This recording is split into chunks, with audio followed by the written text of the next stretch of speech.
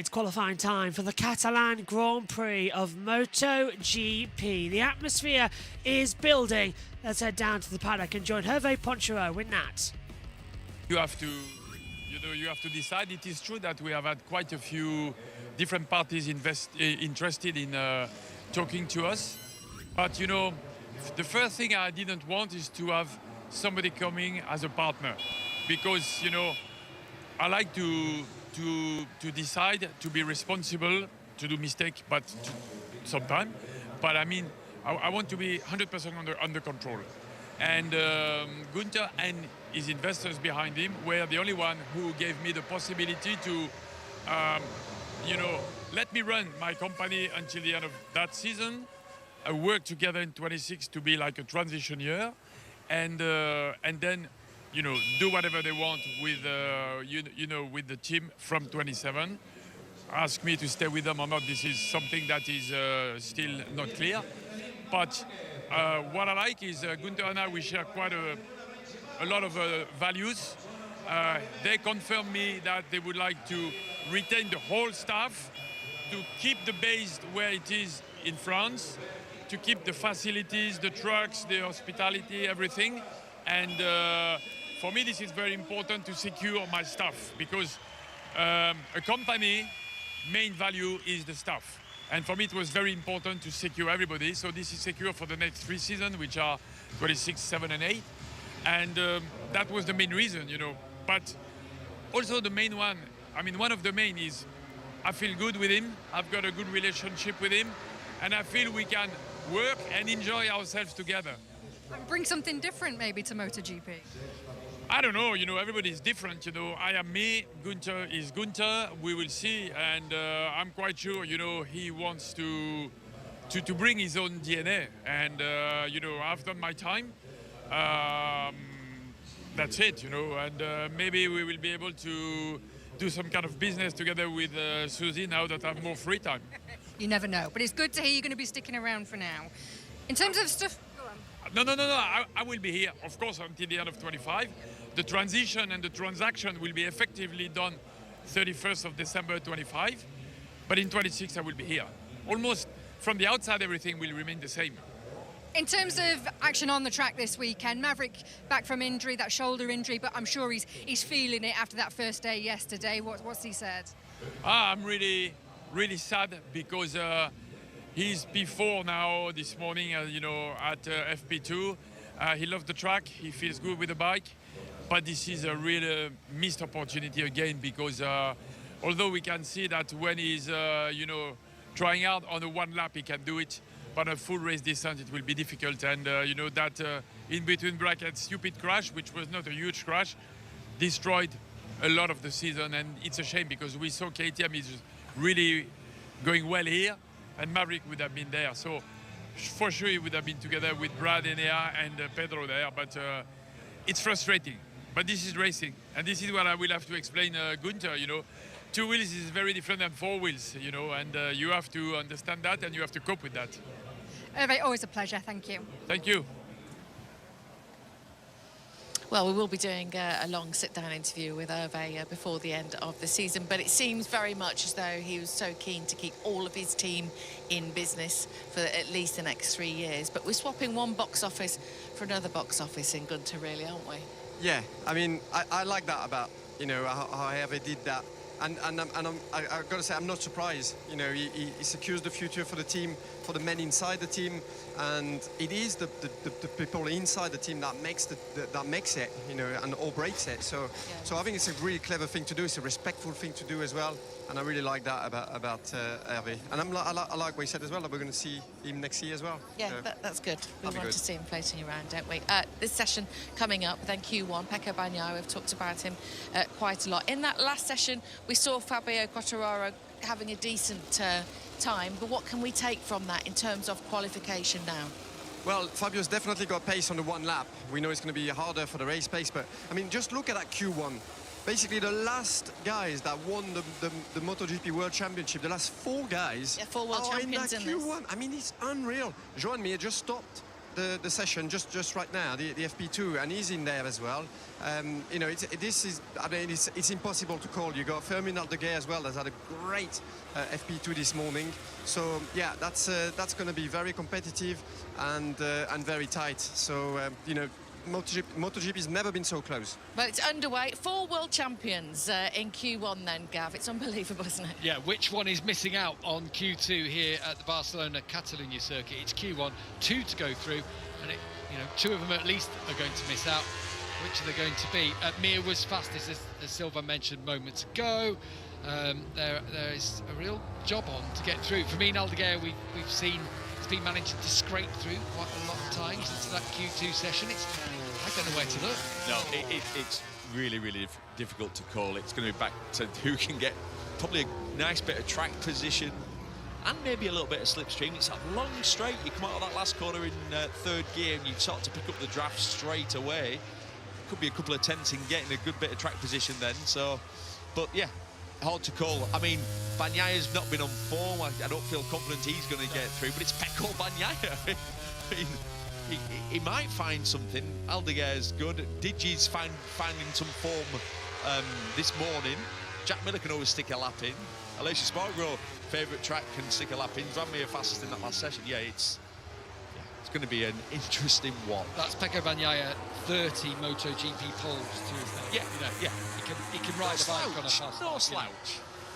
Sorry, 25. My apologies. 25 MotoGP poles to his name. Just the 25 MotoGP poles. 20 for Fabio Quartararo. Jorge Martin himself has 20 as well. I thought more. Yeah. Yeah, in his career he's had 41. Yeah. 20 in MotoGP. What about Mr. Marquez? Marc Marquez? Yes. He's on 102 poles now. Okay. More than anyone in the history of the sport. Here is Pecco Bagnaia, urged by Davide Tardozzi to help the team, help him. It sounds too cryptic to me to get my head around what that actually means. Yeah. What feels like a little bit of needle between them at the moment. Not needle. There's going to be tension in that side of the garage because it's Mir into there. Talk about commitment as he tips in. It shows the lack of grip as the rear just floated beautifully. But do you know what it looked? It looked stable, predictable. It looked nice. It looked in control. Leaving a big black line on the tarmac as well behind him, wasn't it? How nice to have Joan Mir back with some sort of speed and form and confidence. I mean, it's almost been an absolute nightmare since he won the World Championship back in 2020. Well, then Suzuki decided to pull out, didn't they, eventually, and he was bereft. But it really suited him. Everything was going in the right direction, obviously, there. And then since he joined Honda, he didn't have a fun time being Marc Marquez's teammate. Who does? Who does? I spoke to Danny Pedrosa about that earlier on this week, and he said, yeah, it's not an easy place to be, sat in the garage alongside him. Jack Miller's gone to the top of the timesheets as well, just to confound things. 38.5, that's not a bad lap time at all. No, that would have put you 6th fastest yesterday, that lap. Then Di Gianantonio's done a 38.2. So they're well ahead of where they were in free practice a moment ago. It was 39.1 that Mir did moments ago. He's already done a 38.8. Here's Fabio Quartararo. Normally, I'd say in this situation, fancy Fabio in a one-off lap. The problem is the KTM's working, Maverick's quick around here, and then there are Di Gianantonios and other people circling. Yeah, we know Maverick's quick. He's definitely not 100% fit, is he? And he's certainly still having some issues with that shoulder, which is far from ideal. Well, just even having missed a couple of races, Neil, that already sets you back, doesn't it? Yeah, it just takes that little bit of an edge off you. When I talk about track position, look at here. Mir's got perfect track position. He's got Fermin Aldeguer in front of him, not too far. Someone to chase down. Little target in the braking zones. And where the Honda is strong. Exactly. That's what, with that new chassis, found a lot of stability in the braking zones. It can brake so much later and trail brake into the corners much more. This could be enough to put him to the top. It's going to be tight. So Aldeguer at the final corner goes 4th. Mir goes 2nd ahead of Miller. by a 1/10 of a second or so. On track, Aleix Espargaro's on a really good lap, you know. Look at that from Aleix. Jorge Martin goes into 6th place. Aleix has been on pole here a couple of times recently, and he goes 3rd. Remember, this is the Q1 session, so just trying to secure a spot in the Q2, which comes up next. New helmet and number this weekend for Fabio Quartararo. Very much, he would consider this a bit of a home race. He grew up around this place in the Spanish Championship. He grew up with Monlau down here in the Barcelona region. Yeah, it's certainly a track he knows well. Oh, 3rd fastest. By less than a 1/10 of a second behind Mir. There's one thing, they're going to all come in, change their tyres. They're going to have to go faster. I don't think anyone's safe there. No, I think it's looking like it's not going to be Bagnaya's day, but between Di Gianantonio, Mir, Quartararo might be the trio that you're looking at. Yeah, I feel like Aleix has definitely got more in him. As in, we know what he will do. He will. We always say, we've always joked about it, but he's a risk taker. He's a test rider. His job is to finish the race, but he'll sling it down in qualifying to try and get himself straight through to Q2. I think there'll be a discussion going on down there at VR46 to Di Gianantonio. Are you safe with that lap? I don't think you are, and I think they will know that. But they are desperately will be trying to hang on to soft tyres because they'll need it for the sprint later. No, definitely. If you're in the VR46 squad, I'd be telling Fabio Di Gianantonio, listen, you are not safe. You've to risk it all. Go back out.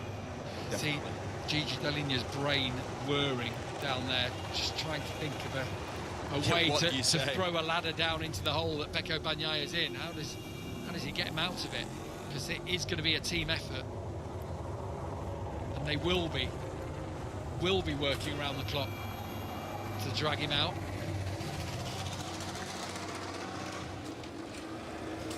I'd love to know what he's saying. This man will be feeling it. A new sensation. The adrenaline's back in the blood. It's not a better feeling when you've been in the doldrums and obviously had a really poor run, like we know Mia's had it, but he's back in it. He's looking good. And talking about being professional in that situation, talk about fronting up to the media, he's done the same, hasn't he, as a world champion? He's been ever the professional. He's been very impressive. I've got to say, I've got to the point where I'd started to lose a little bit of belief in his ability. I thought he did that. Obviously, he won the World Championship in 2020, the COVID year, on the Suzuki. Only winning one race. You feel, I was just starting to think, man, maybe he's not all that he showed us in. Exactly, and thankfully there's some signs that the old Joan Mir is still in there deep down. The one we saw work his way through the Moto3, Moto2 in impressive style, with great racecraft and aggression at the right times. Seemed to have lost all that, but he's working his way back. Right, Pecco Bagnaia found the clear track that he would have been craving. Do you know what? Stop thinking. Just let it just come to you. Just the bike's going to stop thinking about the bike. Just focus on the next corner.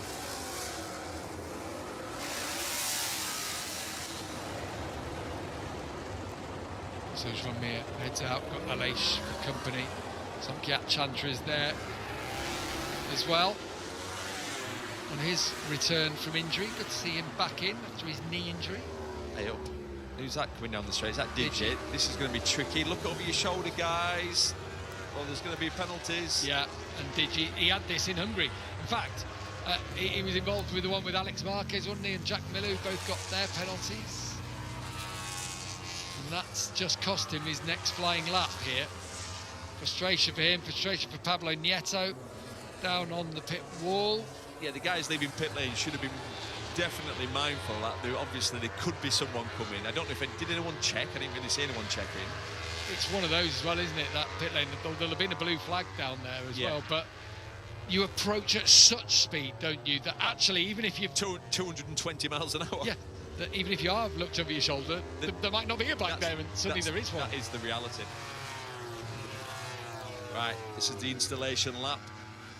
You build, you don't rush the last corner, and now the lap starts. Get a clean exit, get the bike stood up, use the power, and attack. Stewards will be looking at that incident, the Gian Antonio. Yeah, the beauty of what the stewards can do, they will be able to see who checked and who didn't. You can't just ride onto the, in qualifying, you can't just ride onto the racing line. Here we go then for Pecco Bagnaia. That's the scene, that corner there where he had that horrific crash a couple of seasons ago where Brad Binder ran over his legs. That could have been so much worse. But since then has had success here at this racetrack. Winner here both times last year when we came. Don't forget, he won in May and the final round of last year when he was battling for the title. Look, you look at the difference then. So you watched Quartararo approach turn 1 compared to Bagnaia, right? Quartararo looked like the absolute limit. The bike's floating. Looks like he's going to go wide, but he doesn't. He commits. And Bagnaia looked like he was on an outlap, almost. He's not got the trust in the bike exactly. At the moment. That's what it is. What a contrast, though, just seeing those two people attack turn 1. Here's Raul Fernandez. Don't count him out. Remember him leading the sprint race here last year. No one wanted to win on that occasion. Oh, it was one of those weird races, wasn't it? Look, this is where the riders have got perfect track position. You've got Fernandez using Pecco, and you've got Oliveira using Fernandez. Look at Quartararo's time. Currently in third, but Quartararo's motoring on this lap. 3 minutes to go in Q1. Still no closer to knowing who is going through. Digi's also on a fast lap. Keep an eye on him as we come to the line. Fernandez goes top, Oliveira goes into second. It's all change of the riders that are going through Q2. Yeah, I think Quartararo's going to knock it out the park, though. Looks like it, doesn't it? Here we go, down through turn 13. One more to go for Fabio Quartararo. Oh, that looked great until the exit and the bike got a wobble on. Got Alex Rins, can't get anywhere near him. They set off on this lap together, but Quartararo goes top, 137.9 from Fabio Quartararo. Nod of the head from Andrea Dovizioso. Fastest ever lap in MotoGP, all-time lap record. Digi goes second now, in behind him. Jack Miller, very, very close behind, but only third for him. And Aldeguer's in touch as he cut one corner to go. Pretty much level. Still looking quite good though in this session as Aldeguer comes across the line. Goes up to third with a 1:38.049, Megan, so it's improvement so far on the overall Delta times. It is, and it's honestly, it's a very unpredictable order right now, and I'm quite impressed with some of them, especially Oliveira, because usually he has such troubles trying to get back into the swing of things, but it seems to be really taken to this track, I've noticed, over the past 2 days. Still looking stronger and stronger as the session goes on, as we see Bagnaia coming out of the last corner at New Holland over the line now. Is Bagnaia going to improve up from 13th place? Only goes 12th, Megan. The weekend of the season going from bad to worse for Pecco Bagnaia. He's broken man, isn't he, right now? I think he is, because honestly, the performance I've seen so far this weekend from Bagnaia, I don't know why it's happening. And no one can say, oh, it's probably just the bike, the team has the bike wrong. No, it's just been a summer break. His teammate is doing perfectly fine on the bike, but he is just struggling out there. It's like seeing someone try and fit puzzle pieces together. And they're not in the right order. Yeah. Yeah. I know where you're going with that one. Seems to be that I feel the same way sometimes as the session goes on. I really do worry for Bagnaia because his performance is not what it should be, and when he is improving, it's to a very low position. Still trying to improve that at the moment. Quartararo, 1:37.906 as the checkered flag has come out. The session now is over, so we're going to see an improvement coming through for several of the field right now. Quartararo and Di Giannantonio are the top two going through at the moment, as Raul Fernandez goes fifth. Oliveira goes sixth. Can Bagnaia improve anywhere up from 12th position? Aldeguer's got a bit of time as well in that first sector. 16.363 as over the line they come. Stewards have said that no further action for Di Antonio's incident. Bagnaia goes 11th. He will start this race 21st on the grid. A weekend where 2 years ago here he was so dominant but nearly had a broken leg. Now he is out of the first part of qualifying. Only for the second time this season he won't be in Q2. I think something's bothering him. Yeah, the bike is a mess. His head's a mess, and he's just got no traction at all anymore. Yeah. I don't understand I'm shocked, the really. sudden shift. Yeah. I mean, yeah, midfield he's been going into that, but now he's right at the bottom. Aldeguer's not going to improve up the order that much as well. I think we've got our running order of Quartararo and Di Antonio as the two going through to qualifying number 2 as they come out of the last corners. He'll start in like 20th. Over the line, and it's Quartararo and Digi go through. Aldeguer goes 3rd, Miller 4th, Raul 5th, Oliveira 6th, Mir 7th, Jorge Martin 8th, Aleix Spargo 9th, Rins is 10th, Bagnaia 11th, Vinales 12th, Salvadori 13th. Chancha 40's got a yellow flag out in sector 3 for some gravel that's being picked up as well. Not a bad run then in the first session. Let's head back down to TNT. For him, but for Fabio Di Gianantonio, 4 thousandths quicker than Aldeguer and makes it through into Q2. That will be competitive for Quartararo. Yeah, well, with Quartararo, it's going to be one of these situations where going through Q1 gives you that slight advantage when you've set a lap time like that. But I said the commitment, Gav. Well, there you go. He's lost the front on that attempt. Incredible. Very, very impressive. Yeah, Binder set a new record yesterday afternoon. And a little wry smile of pride there from Thomas Mobot. Thomas, his confidant, pal, manager. His right-hand man. Happy to see him go through. No further action with the incident for Fabio Di Gianantonio, and they'll have had a good look at it, the stewards. Yeah. I think Digi frustrated at it, but he's gone through anyway.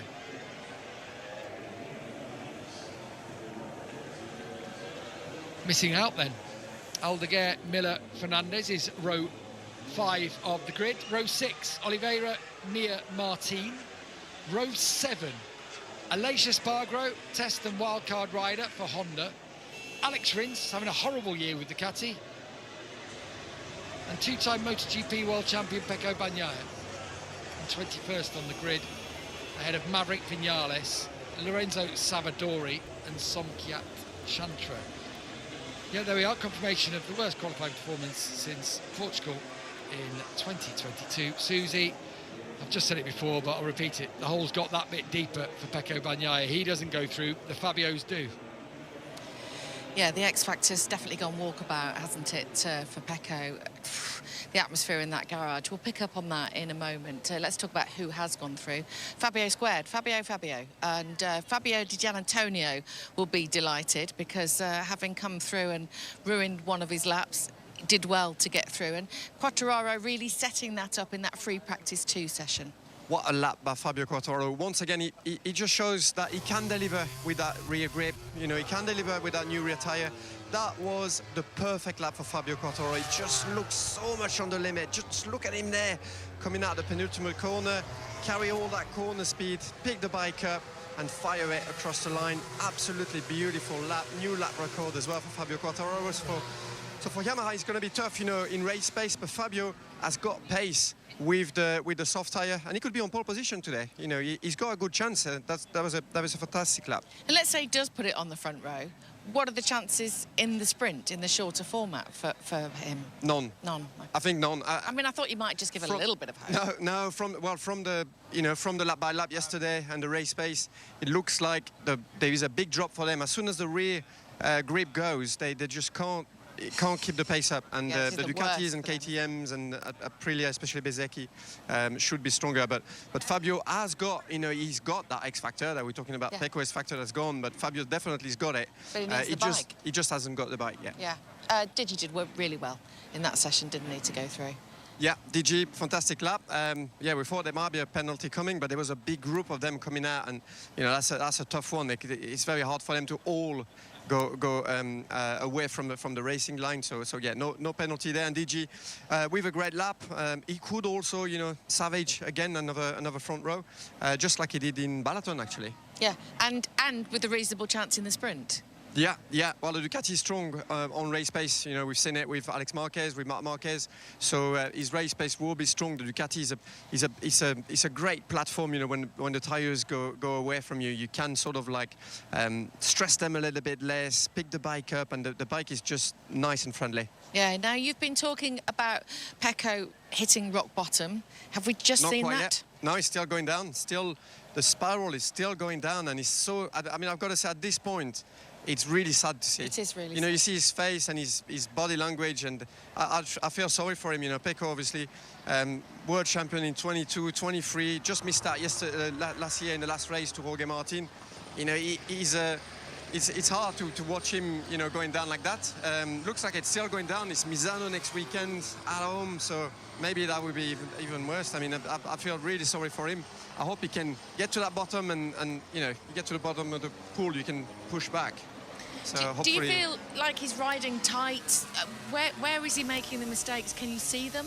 Yeah, we saw him. We watched the start of his lap, and it looks like the bike was actually, in Balaton, it looked like he was overriding. The bike was out of shape, and you could see that he was just trying too hard in the braking zone. And there, it looks like he's actually trying to go the other way around. So, let it come to him, and that's not working either. So he's not quite find the balance. Yeah, he just looks like his riding is a little bit off. And unfortunately, you have to be at one with your machine. You have to be, feeling everything that goes on with your machine to be able to produce this kind of laps on the limit. This lap record pace that you need to get through this session. So for Pecco, it's not quite there, and he needs to readjust everything, and it's much easier said than done. Well, that was my next question to you. Really, it's so difficult to understand how this is happening. Yeah. What you need? Just someone that's so talented like him. Yeah, but what you need to produce those laps is to feel the ultimate confidence and the ultimate feeling with your machine to risk everything on that one lap.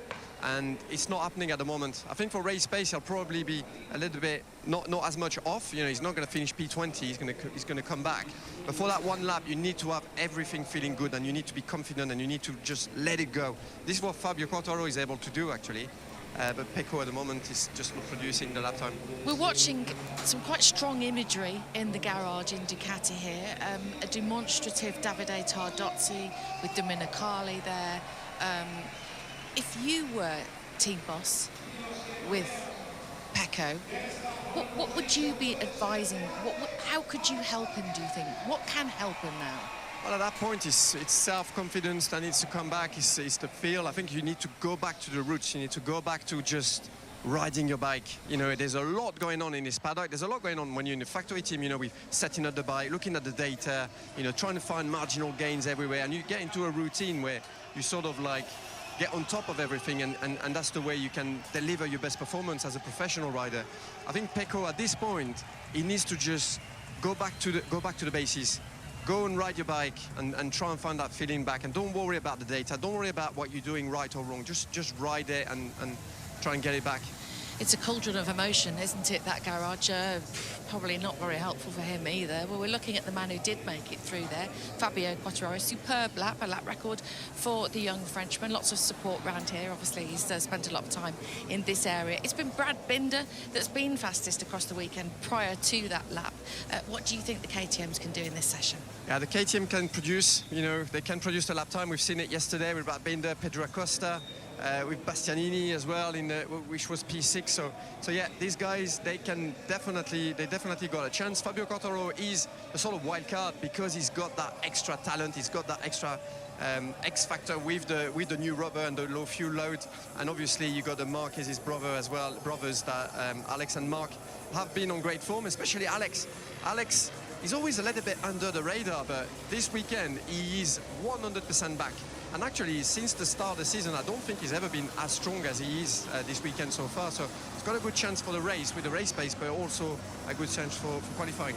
Well, Mark might be running away with the championship, but my goodness me, we've got some stories in this championship, Gav. Yeah, lots for us still to get our teeth into, even though this man has been dominating proceedings. He's been doing that in general in qualifying, but it's not been the dominance, perhaps in terms of race wins, where he's got 10 wins, 13 sprint race wins, only 8 poles to his name. 4, of course, to Fabio Quartararo, who heads out, having topped Q1 in this Q2 session. There have been poles, 1 for Bagnaia. I will remind you, pole for Bagnaia came at Brno just 3 rounds ago, and yet now finds himself way down on the 7th row grid. Marco Bezzecchi was the other. He took it in Austria. Can we add a KTM to that list here today? Excuse me, Pedro Acosta and Brad Binder. All hope they can have a say in that. It would be Brad Binder's first ever pole. And of course, Alex Marquez, many people's favourite, including Mark's, for the race on Sunday. He also hasn't had a pole this year. Yeah, I was just looking at that actually. I hadn't realised it. He's had 1, 2, 3, 4, 5, 6 second place grid finishes so far and this 10 year. front rows. Yeah, but has not managed to pole yet. So going off that, knowing that his race pace is good, I'm going to go Alex Marquez. I think he's due a pole. There you go. Pedro Acosta was determined yesterday to. He says basically he's qualified 7th the last 3 rounds. He's got on the podium for a couple of them, but 7th has cost him the shot at a win. He said it's all about this. I keep messing up in qualifying, threw it down the road the last couple of times, hasn't he, to set him back. So he said, I've got to get my banker in, good banker, and then risk. Yeah, what he's doing, unfortunately, he's throwing everything at it on that first run, and you just can't do that. So a solid banker, which is basically right into 100%, and then you take some liberties on your next. You put a fresh tyre in and take some liberties. Yeah, no front row for him this year for Pedro Acosta. Of course, none for Brad Binder either. None for Enea Bastianini, but Bastianini's gone 5th and 4th in the last 2 races. So can he go one better and get onto the front row? If he does, he's in with a shot here this weekend as they set up on their first flyers. Look where Johan Zarco's got himself positioned, prime spot, right in behind Marc Marquez. How funny though, like he gets like alongside Marc, and he's going to pass him into 1, and that's Marc's lap done. Zarco got a bit of slipstream, bit of draft. I thought he was going to sit behind him and try and get basically the tour around, but it sort of tells you where Zarco's at right now with his confidence. It's like, no, I've gained down the straight. And Marc Marquez knows now that his lap's done, so already he's just going to roll backwards and find himself a little bit of room out on the racetrack, but he's not going to get it straight off. This is a fascinating start to qualifying. Tasty start. Of course, Johan Zarco. The veteran Zarco. Creating the stories. Down the hill, Pedro Acosta towards turn 7. And Zarco's been fast all weekend as well. Yeah. So we're not talking about someone who's managed to squeeze through into qualifying 2 and doesn't belong there. No, it's a hard one to call who's going to take pole here today. I don't think there's any foregone conclusion. No. Costa quicker than Zarco through the 3rd split. It's a bit of a sticker pin in it, isn't it? Really. That's why I'm going to go for Alex Marquez. So, Agora and Costa come over the top. First benchmark set, 138.8. You're going to have to be in the 37s to take pole position here today. Can Acosta get to that mark? Ooh. Alex Marquez, you can see, he's half a second quicker than Bastianini already. Acosta does go top, 38.1. Zarco just 8 thousandths behind him. There's Gottfried Neumeister, who's the new CEO of KTM, watching on. Perhaps got the call overnight. Get yourself down to Barcelona. There's something brewing. Oh, look at that from Alex Marquez. Beautiful through turn 13. Yeah, absolutely perfect. Stayed it with the rear wheel. Full commitment. Stands the bike up. Doesn't have to use all the track because he's got the corner perfect. Oh, and into the 37s he goes. First lap out the box. Alex Marquez into provisional pole. 137.984. Just a little behind where Quartararo went just moments ago in Q1. He did a 37.906. Yeah, it's nice to see Alex Marquez back. Ever since the crash in Holland, breaking that bone in his hand, he's not quite been himself at all. Yeah, and also self-inflicted. You know, haven't there been penalties that he's caught for a bit of taking out Joan Mir, for example, in the Czech Republic. Yeah, that was a silly move, wasn't it? And that came from qualifying further down the order in 8th, and then you're in the mix, and he's desperate to get forward, rushing things. Pedro Acosta's on some lap here. Yeah, on a great lap. Oh, Ayagura's attacking him down into turn 10. How they didn't come together, and still might. Oh, what was that? Well, Agura was Did I? Half a second slower than him. Yeah. He did try and attack him, didn't he? Yeah, he did. Look. Or did Pedro pass him around the outside? He must have done. It must have been. But that was nearly a crash. Well, that was nearly 2 into 1, and we know that one doesn't fit. Well, it's cost him time, but everyone's on these red indicators. It's going to change at the top. Pedro Acosta, is that going to cost him? Yeah, cost him a bit too much. What about Mark? He also can't do it. He's second row at the moment. 138.2 from him. Fabio Quartararo on a lap. To the line he goes and goes top. Quicker than Alex Marquez. Having come through Q1, Fabio Quartararo looking for a 5th pole of the year. I'm just hoping, will he have another tyre? That sometimes is the issue when you've gone through qualifying 1, you end up where you only really get 1 tyre. Alex has gone even quicker still. A 137.914 from Alex Marquez now. It is tight at the top. Brilliant. Like I said, there's just nothing between them, is there, really? Zarco sat there in 4th, like I said. Fantastic pace this weekend. Yeah, we have got Ducati from Yamaha, from KTM, from Honda. That's your top 4 at the moment in this qualifying session. It is definitely bunching up, and we mustn't count out Marco Bezzecchi, who's currently on the 3rd row of the grid in 7th. But like I said, in qualifying 1, they will all come in now, put new tyres in, and they will have to go faster. These times are not quite fast enough. Yeah, Marc Marquez compromised a little bit, wasn't he, on his first flyer out of the box. I feel he'll have more to offer, but not able to do it from a position of strength now. No, he's not been dominant this weekend like we've seen, so normally you are confident that Mark's going to do something special. But he doesn't have the banker either. That was where it was going. He doesn't have the... 6th place on the grid. He's a good starter, Mark. There's a long run as well down towards turn 1. So you wouldn't count him out from there, but it makes life harder. It makes life harder. How many turn 1 incidents have there been over the years in Barcelona? Too many. Because it's such a long drag down to turn 1, you get a fair old speed. You even get a little bit of slipstream, a bit of draft. There's lots of buffeting off these MotoGP bikes in the braking zone with all the aero. We've seen riders get sucked in. We've seen some horrible collisions over the years. Brad Binder, the overnight leader, not able to match his pace from yesterday afternoon just yet. He's currently in 8th place. As it stands, Alex Marquez, Fabio Quartararo, Pedro Acosta, your front row of the grid for the Catalan Grand Prix. Who saw that coming? Shake of the head, a little bit of a shake from Marc Marquez there. Not happy with something. Yeah, he was sort of gesticulating about having no grip on the rear, it looked like. Or it might have just been this move, where Zarco just catches him off guard. Yeah, I'm just going to take over quickly. There really is no grip going into turn 1, and given it is the heaviest braking area, that is quite a concern for the race and the sprint race, but also that was an incredibly close move there from Zarco. Everyone's currently in pit lane. I shall hand back over to TNT. Wheel breaks traction and starts to spin, so you have to be even more patient, believe it or not. You put that fresh tyre in, you have to wait for it to hook up. It's all about patience around this place to get a good lap together. You can attack the braking zones, but when you get on the throttle, you have to be super smooth.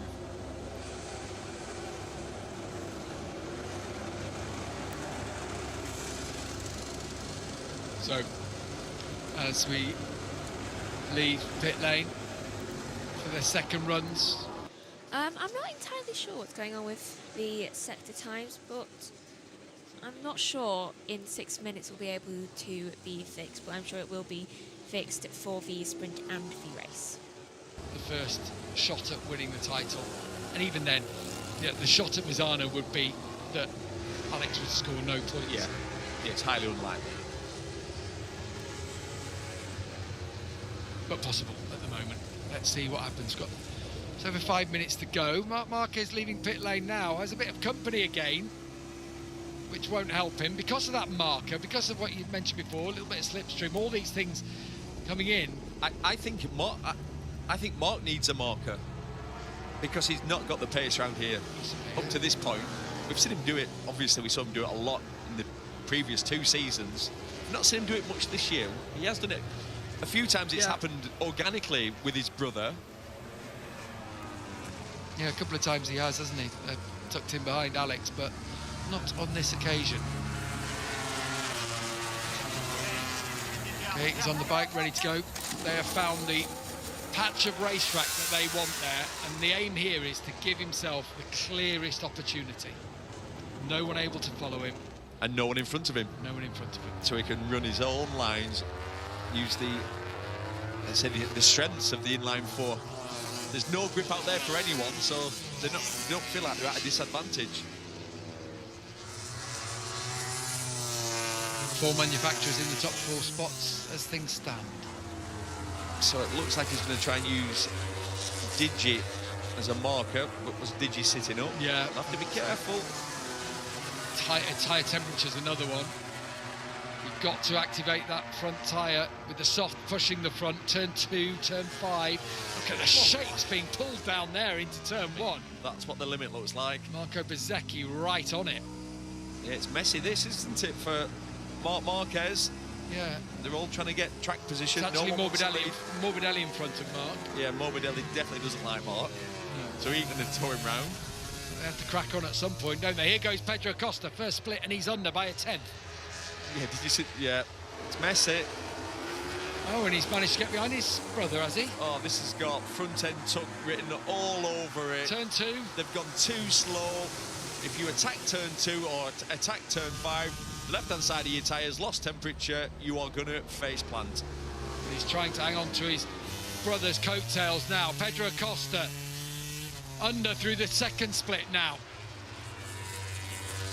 Over the crest of turn 9, onto the back straight. Third split comes up just before the braking zone here. You can see the line across the racetrack.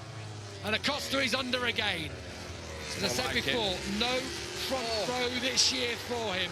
Says if he can get the qualifying right, he's in with a shot of victory. His first sprint win. Oh, look at that. Body position is so radical. Beautiful. Just dramatic, isn't it, to see him on the bike. Di Gianantonio currently 10th, goes up onto the second row of the grid in 4th place. But here is Pedro Acosta, currently running 3rd. Is he about to go to the top in provisional pole? He is. 1:37.840, but he lost time in the last sector, where we know Alex Marquez is strong. Yep, and Alex Marquez halfway round is up. And he's up again through the 3rd split. Can he make the difference? Marc Marquez is also improving, following his brother. In the 3rd split, personal best for Marc through there. Over the top, through the stadium section, through 12, now into 13, dropping down the hill, and this is where Alex looks strong. Look at the rear there. Steps out. He finishes off the corner. Out of the final corner now for Alex Marquez. Can he get back in front of Pedro Acosta? He is. Pedro's lap has gone away. Marc Marquez has gone second. 1:37.5. He made 0.3 of a second up in the final sector alone. I mean, that was just unbelievable. Where did that come from? Well, it must be corner speed. You could see him sliding the bike, but it must be corner speed. So Pedro Acosta's previous lap has gone away. He must have been on track limits somewhere that we didn't see. Fabio Quartararo could be about to go back into 2nd place only. There you see, turn 15. There's only 14 corners on the circuit. How has Pedro exceeded track limits at turn 15? That's confused me, I have to say, as Fabio Quartararo goes into 2nd place behind Alex Marquez now, but I don't think anyone could touch that lap from Alex. Digi back up to 4th place now. Ayagura on an unbelievable lap time. Binder's on a good lap as well. Acosta goes 4th, Agura goes 7th. Now Brad Binder currently in 10th place. Can he make something of this qualifying session? It might not be a front row yet for Pedro Acosta. Brad Binder's just dropped off in the 3rd split. It's Alex Marquez from Fabio Quartararo and Marc Marquez, your front row as things stand, with 40 seconds remaining. Luca Marini on a decent lap, Brad Binder trying to track him. You think if Binder can get 2nd row, he's just got a shot of getting his teeth into this. Yeah. He also led the sprint here a year ago. To the line then, Marini first of all, followed by Binder. Marini goes 10th. No improvement for Binder. Lost all the time in that last sector. Morbidelli goes into 4th though. Excellent from Frankie. So these two have taken a lap off. The Marquez brothers have taken a lap off, let the temperature cool down, and they are going to go again with 2 seconds to go. Yeah, they just got across the line in time. Fabio Gian Antonio on a lap here. Right, so Marc Marquez and both Alex Marquez, I believe, just got track limits, so I'm not sure whether the lap Marc is currently trying to do will properly count. But again, that could have been for last lap, so I'm not sure. But Alex Marquez did just receive another lap time cancellation. So that is definitely not going to be any luck for him, despite him taking a lap off to try and fix his tyres. Checkered flag has come out now to signal the end of qualifying 2. And yeah, Marc's abandoned that lap time because he got it in sector 1, the track limits warning, so he must have been told, oh, you have a track limits warning, and then just decided to give up on it. Alex currently is in first position. No one else is improving out there on the track. So the front row will consist of Alex Marquez, Fabio Quartararo and Marc Marquez. And same with yellow in sector 3. Here's a replay of, I think, Marc. Yeah, and he just goes that little bit too wide. I think that is what contributed to him having a track limit. And I'm guessing sector 3 might be for any gravel that might be on the track. It's certainly one that seems to attract gravel. Right, so Alex Marquez in first with a 137.536. Second is Quartararo for 137.803. Marc Marquez is in third with a 138.945. That is your front row. Followed by in fourth, Morbidelli. Fifth is Acosta. Sixth is D'Antonio. That'll be row 2. 7th is Zarco, 8th is Zayagura, Bastianini is in 9th, that's row 3, and then Marini is in 10th, 11th is Binda, Bezzecchi is in 12th, that is row 4. First pole position since the 2023 Argentina Grand Prix for Alex Marquez, very good for Alex, and it's very unusual to see Bezzecchi so far down on the list right now in Q2. And again, it doesn't seem to be a very good circuit for a lot of the usual top side of the riders.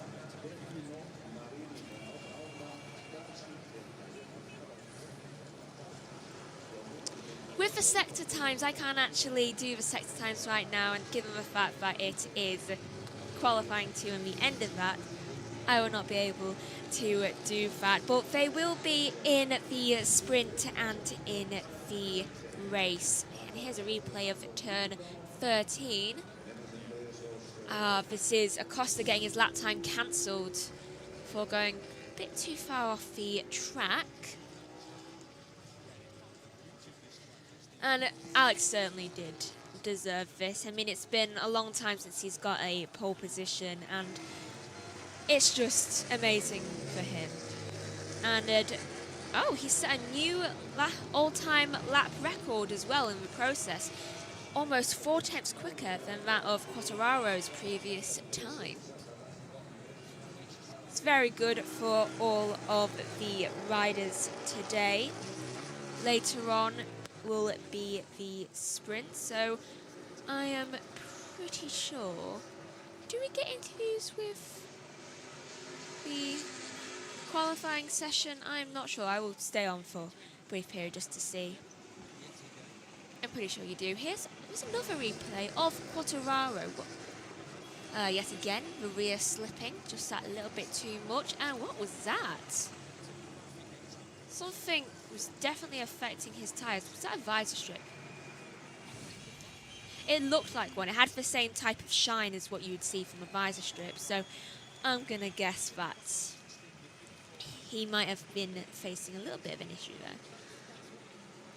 So the look on, well, you can see from Alex, I mean, obviously still got his helmet on, so can't see his face. But his attitude right now just seems so happy and joyful. He's celebrating with his team.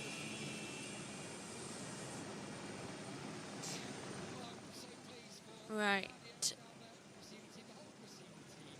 So I'm going to pass over to TNT for a little bit. And boys, that we're going to see Alex get one over his brother on home turf this weekend. Well, it would be nice, wouldn't it, really, to see that? And he looks like he's very much got it in hand. Michael's joining us in the paddock. What have you made of the rise and rise of Alex Marquez this weekend? It's good to see him back on form. As Neil mentioned in commentary there, since the ass and hand injury, he's not been the same Alex we've seen in the early rounds. But Neil also predicted a pole from Alex Marquez. Neil right again today, but it was a clean lap. You've seen he put it all together. Didn't worry about Mark chasing him. Nailed every apex, but the last sector, his commitment into 13 in that downhill off camber, he just threw the bike at the apex and made 0.3 of a second. It was impressive. That's the area where he's able to make up the time, seemingly, because a lot of riders seem to be losing time in that section, Michael.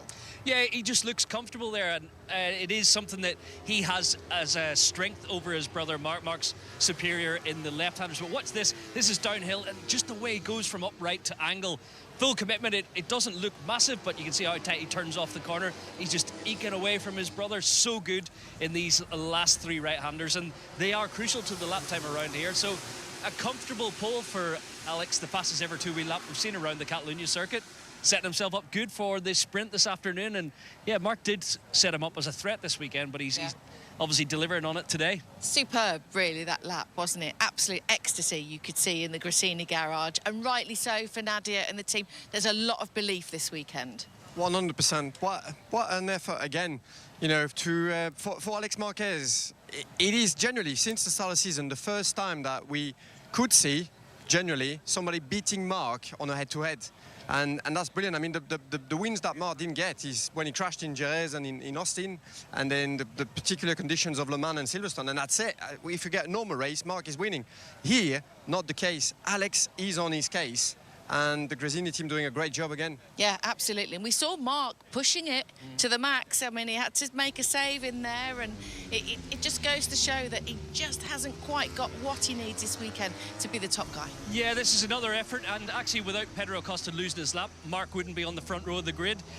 He did get disrupted early on by Zarco, then this is his second attempt, and he just let a little bit of temperature drop out of the left side of his Look at lap that shot, Michael. Look at how the front go in there. How did he not crash? Look at Turn the 5. Outside foot's gone. Really? Right, so I don't think we will be getting interviews from the riders. I'm not sure. I haven't done qualifying in a very long time. At least I feel like that. It's certainly going to be an interesting sprint and an interesting race, especially given the complexities of turn 1. I mean, obviously, they all go into that at the same time all together, and that's one of the only points of the circuit where they truly are all together at one point. And given it's such a heavy braking area and so difficult, I've noticed so many of the bikes just slipping that little bit too much on that area of the track. It's definitely something we need to be concerned about when it comes to the sprint later on today and the race tomorrow. Yes, and Pecco has been struggling a lot this weekend, and I am very concerned about how he is going to appear during proper race conditions. Something tells me that he's not going to finish very high this weekend, or he'll end up crashing out. Oh, we do get interviews. Of yesterday, you must be pleased to put it on the front row. Yeah, I knew yesterday that I had something more. Was not our real position, but we know how difficult it is to go from Q1 to Q2. So hopefully we can make a good start. And yeah, our pace is not the best, but I think it's not too bad. And on this low grip track, what do you think your chances are then of a good result this weekend? I would say low, but the track is getting better and better, and for our bike is good. So let's see what we can achieve during the sprint and during the race. Well done today. Thank you very much. That's interesting. So that was Poncharal, currently in second for the race. And it's unusual but very good to see Quartararo so high up on the board right now, like on the grid. It's definitely something to be very proud of for him, I think, because he's not had the greatest few race weekends. I mean, I think around March, April time, he was better, but now he seems to be getting back into it. And we're about to hear from Alex Marquez. This season with an all-new lap record. You found so much in that final sector. Talk us through it and how you did it. You know, the grandstand of the fan club is there, so I just say, okay, I need to go now. But apart of jokes, I mean, super happy. Already the first time attack was good, and I felt confident on that. When the first time attack already is good, give to you confidence, give to you like you say, okay, if I put everything together, I can improve. I was expecting to improve a lot of tenth, like as I did it. But anyway, I'm super happy. I felt during all the weekend really good, really on the point, really, you know, not making mistakes. So this is important. But now, you know, it's the sprint race and the main race, the time that give to you points. So we need to be really concentrate and keep going. Well, Mark says you're the man to beat. I'm sure he'll thank you after this qualifying. But you have the pace, as you say. You said the feeling at the front you needed to look at. Have you found something this morning for the sprint? No. No, if you want, I lie to you. But no, we tried small thing this morning, but was not working as we expected. So we came back a little bit for the quali, and the bike was working as yesterday. It's true that with less temperature, we can, or we have that problem smaller, so we can extract more potential on the front part. So we'll see. Later on will be a good test for us. Thank you, Alex. Well done. Thank you. So what Alex is saying, that bike is running on hope. And hope that the same problem won't persist. And it hasn't this time, so let's hope that they can really continue this same trend of being more dominant. Right, I'm not sure about the order that the interviews were just done, because we went second and first. I don't know whether I've missed the Mark interview or haven't processed it, but it's a very good weekend for Alex Marquez, and I think it would definitely encourage him to get back into the championship. I mean, I know he has no hope of winning. No offence, Alex. But because Mark's so far ahead of the championship, but hopefully this will encourage Alex to just be more aware and more determined to get a little bit more points, more race wins, and hopefully at least be on the podium more often, because he's been struggling in this middle half of the season, to be honest. Yeah, he does need to secure his position in second in the championship, because he may not get first, but third and fourth, they are really catching up. I'm not... Who's third? Third might be Bagnaia, I think. I'll have to check on that later. Though if that's the case, then he shouldn't have to worry. But I'm pretty sure fourth in the championship is Bezzecchi, and given Bezzecchi's dominance recently, he definitely needs to be concerned about him. And I think Bagnaia needs to be concerned about his third position, to be honest, for Bezzecchi. Though we shall see how that goes when we talk more about that in the sprint. And we won't have time to talk about it in the race. Might have time to talk about it in the sprint. Right, so Formula 1 is on, I think, in about an hour's time, just under an hour, 45 minutes. I've just checked the clock for free practice 3. Please join us here on the main channel for that. And then later on in the day is the MotoGP sprint, which... And then there'll be maybe 2 crashes. That is my estimate, 2 crashes. Thank you for watching. And I'm not sure we'll get a Marc Marquez interview if we haven't already had it. So thank you for watching. Goodbye.